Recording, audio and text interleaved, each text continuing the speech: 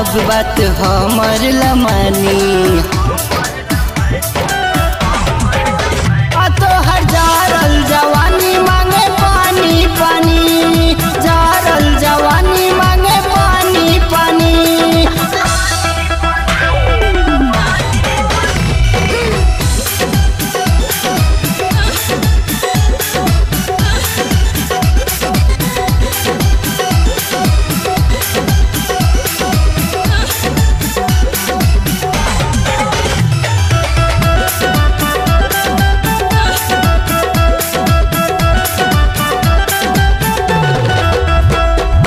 हमरा के रोज रोज करब परेशान हमरा सीना से साटी जमीली आराम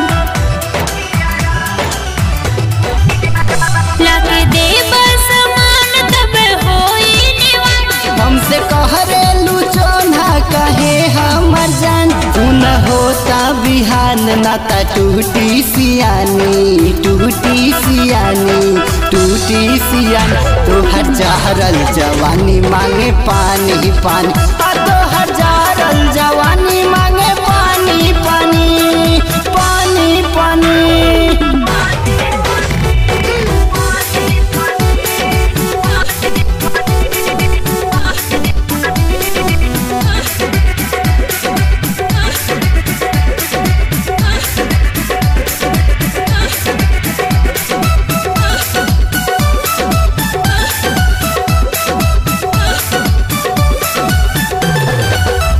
नहीं माना तेरा बात रात करा ना बेटा भोर जहाए के खेत रानी हो जाइले